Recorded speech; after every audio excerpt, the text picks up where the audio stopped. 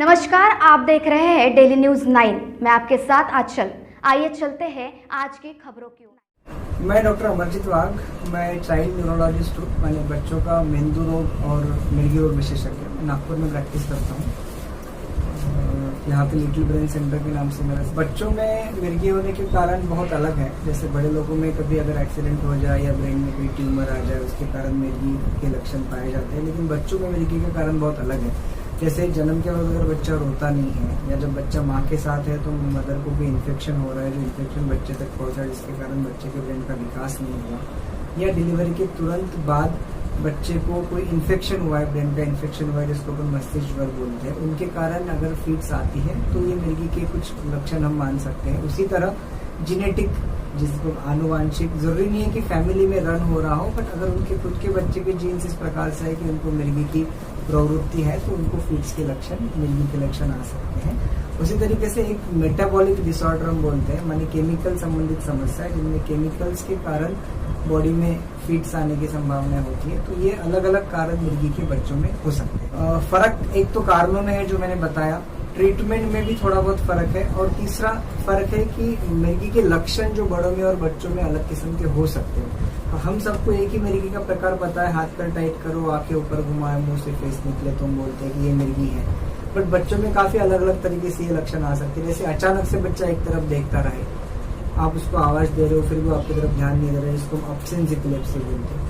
वैसे ही कभी कभी नींद से उठने के बाद एक के पीछे एक बच्चे सर नीचे पटकते हैं, जो एक किस्म का स्पाजम्स हम बोलते हैं। कभी कभी शरीर के एक हिस्से में ही हाथ पैर झटकते हैं बच्चे, जिनको पार्शियल सीजर्स बोलते हैं। तो मिर्गी के लक्षण अलग अलग हो सकते हैं और वो बच्चों में और बड़ों में थोड़ा सा डिफरेंस होता है। बाकी इवन कारणों में डिफरेंस होता है। ट्रीटमेंट मोटा मोटी ऑलमोस्ट सेम होती है, कुछ स्पेसिफिक मेडिसिन अगर हम बोलते हैं तो। जैसा आपने कहा कि ये सच में मिथ्स ही है, इनका फैक्ट से कोई कनेक्शन नहीं है। मैक्सिमम 90% ऑफ फीड्स के लक्षण या जो फीट आती है तो वो फीट खुद ही रुक जाती है 90% सिचुएशंस में 1 से 1.5 मिनट के पीरियड में। तो इसलिए ये चप्पल सुंघाना या पैर सुंघाना, इनका कोई भी साइंटिफिक बेस नहीं है। सिर्फ जब भी बच्चों को इस प्रकार की फीट या बड़ों को इस प्रकार की फीट आ रही है तो बस उनके पास रहिए ताकि उनको कोई इंजरी ना हो। अगर उनके बटन्स वगैरह टाइट है, शर्ट्स टाइट है तो उनको थोड़ा सा लूज करिए, यही हमको करना होता है। बाकी ये सच में गलत धारणा है, इनका फैक्ट से कोई भी कनेक्शन नहीं। इसीलिए जब भी मिर्गी शब्द का इस्तेमाल होता है तो लोग बहुत डर जाते हैं, उनको यही लगता है कि कभी भी ठीक नहीं होने वाली बीमारी है। जबकि अब साइंस इतना आगे चला गया है कि बहुत ज्यादा मात्रा में हम बच्चों को ठीक कर सकते हैं, बहुत सारी मात्रा में हम कंट्रोल कर सकते हैं। कुछ है जैसे 20-25% केसेस है जिनमें इश्यूज आते हैं, बट मैक्सिमम 60 to 70% केसेस में हम बहुत अच्छे तरीके से पूरा क्योर कर सकते हैं या बहुत अच्छे तरीके से उनको कंट्रोल कर सकते हैं। सारा निर्भर करता है कि कारण किस प्रकार से आ रहा है। और आजकल साइंस इतना आगे गया है कि सिर्फ दवाइयां नहीं, दवाइयों के अलावा भी बाकी बहुत सारे ट्रीटमेंट मोडालिटीज, ट्रीटमेंट ऑप्शंस है जिनमें बच्चों में फर्क नजर आता है। अगर बात की जाए बच्चों में खास करके 2-3 चीजें हमने सिर्फ मिर्गी के अलावा बाकी भी चीजें देखनी चाहिए कि बच्चे का बौद्धिक विकास कैसा है, बच्चे का डेवलपमेंट कैसा है, कि उम्र के हिसाब से बच्चा सही ढंग से चल रहा है क्या, सही ढंग से बात कर रहा है क्या। ये चीजों में अगर बच्चा पीछे है तो इन बच्चों को बाकी बच्चों की अपेक्षा मिर्गी आने की संभावनाएं ज्यादा है। जब भी कोई बच्चा, जैसे मैंने अभी बताया कि अचानक से एक तरफ देख रहा है, दिन में 5-5, 10-10 बार ऐसे कर रहा है, थोड़ी देर के लिए आपके साथ वो कॉन्टैक्ट नहीं मेंटेन कर पा रहा है, तो एक फीट का लक्षण हो सकता है। नींद में अचानक बच्चे उड़ जाते हैं और हाथ पर टाइट करते हैं, आंखें ऊपर चढ़ाते हैं, मुंह से फेस निकलता है, ये फीट का दूसरा प्रकार हो सकता है। एक के पीछे एक बॉडी चमकना, वो भी फीट का एक प्रकार से लक्षण हो सकता है। शरीर का एक हिस्सा या सिर्फ फेस का हिस्सा फड़फड़ाना, ये भी एक प्रकार से फीट के लक्षण हो सकते हैं। तो ये फीट्स के लक्षण की तरफ हमें ध्यान देना जरूरी है। नींद को मिर्गी की बीमारी है, उनमें अगर नींद सही तरीके से नहीं हो रही है, प्रॉपर एक 7 से 8 घंटे की नींद नहीं हो रही है, तो उनको फीट के दौरे ज्यादा आ सकते हैं। तो इसलिए इन लोगों को डेफिनेटली एक प्रॉपर स्लीप पैटर्न मेंटेन करना बहुत वही है। पहली चीज तो मिर्गी की बीमारी से डरिए मत। माने किसी भी, जैसे बड़े लोगों को डायबिटीज हो रहा है, किसी को हाइपरटेंशन हो रहा है या किसी को कोई दूसरी किस्म की बीमारी है, उसी प्रकार से कॉमन बीमारी मिर्गी है। जबकि उन बीमारियों से भी ज्यादा असरदार इलाज मिर्गी का अवेलेबल है। ये लोग बहुत अच्छे तरीके से काफी नॉर्मल लाइफ जी सकते हैं, कम्प्लीटली नॉर्मल लाइफ जी सकते हैं। सिर्फ यही है कि उनको सही तरीके से जितना जल्दी हो सके उतना उनको पहचान सके हम जितनी जल्दी हो सके, डायग्नोसिस हम जल्दी बना सके, डॉक्टर्स को हम जल्दी दिखा सके, जो भी उनसे जरूरी इन्वेस्टिगेशंस करने की ज़रूरत है वो हम जितना जल्दी करके उनका इलाज अगर सही ढंग से शुरू करते हैं और रेगुलर इलाज करते हैं विदाउट फेल, तो हमें बहुत अच्छी इंप्रूवमेंट आती है। वही होता है कि हाँ, ये डेफिनेटली है कि इसका इलाज ऐसा महीना 2 महीने का नहीं है।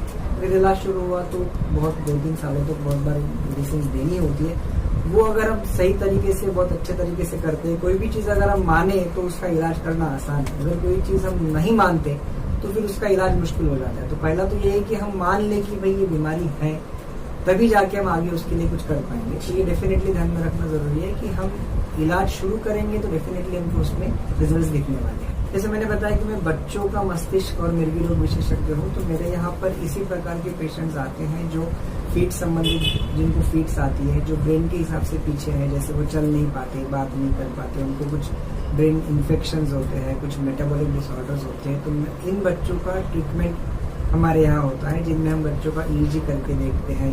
बहुत बार आंखों की जांच करने की ज़रूरत होती है, बेरा करके कान की जांच करने की ज़रूरत होती है। वैसे हमारे यहाँ थेरेपिस्ट है, जैसे इन सारे बच्चों को फिजियोथेरेपी की ज़रूरत होती है, ऑक्यूपेशनल थेरेपी की ज़रूरत होती है। तो ये सारी फैसिलिटीज़ हम हमारे सेंटर पर रखते हैं, जिसके चलते पेशेंट्स को अंडर सिंगल रूप सब कुछ मिल पाए। मैं पिछले 7 साल से ये काम कर रहा हूँ और मैं डेडिकेटली सिर्फ चाइल्ड न्यूरोलॉजी का ही काम करता हूँ।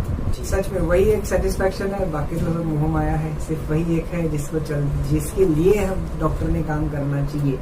क्योंकि अगर मेरा पेशेंट ठीक होके जा रहा है तो वो जो सेटिस्फैक्शन हमें मिलता है वो उसका कोई कंपैरिजन नहीं है। तो और ये तभी होगा जब मैं प्रॉपरली मेरा काम कर रहा हूँ और पेशेंट्स प्रॉपरली अपनी ट्रीटमेंट कर रहे हैं। वो ट्रीटमेंट से बहुत ज़्यादा कंप्लायंट है ट्रीटमेंट से, जो ट्रीटमेंट छोड़ नहीं रहे बीच में। इन पेशेंट्स को बहुत अच्छे रिजल्ट मिलते हैं। हमको भी फिर वो अच्छा लगता है कि मेरा पेशेंट है, क्योंकि जो अपनेपन का जो भाव है वो डेफिनेटली बहुत कुछ कह जाता है। जी, नागपुर में रामदास पेट में स्थित हमारी प्रैक्टिस है, लिटिल ब्रेन सेंटर नाम से। और अगर आप नेट पे सर्च करते हैं तो हमारा नेट पे कॉन्टैक्ट नंबर और सब एड्रेसेस अवेलेबल है। आप कभी भी चाहे हमें कॉन्टैक्ट। इतना ही कहूँगा कि मिर्गी एक कॉमन बीमारी है जो बहुत हद तक ठीक हो सकती है, बहुत हद तक कंट्रोल हो सकती है। जितना जल्दी आपको लक्षण समझ में आए, आप तुरंत अपने डॉक्टर के पास जाके सलाह लीजिए। जो भी इन्वेस्टिगेशंस और ट्रीटमेंट आपके लिए एडवाइस होती है उसको आप रेगुलरली फॉलो करिए। कोई भी गलत धारणाओं के ऊपर विश्वास मत रखिए, और जितना रेगुलरली आप ट्रीटमेंट करोगे उतना आपके बच्चे में बहुत अच्छा इम्प्रूवमेंट आएगा। अपडेट्स के लिए देखते रहिए डेली न्यूज़ 9। लाइक कीजिए, सब्सक्राइब कीजिए और बेल आइकॉन को दबाइए और देखते रहिए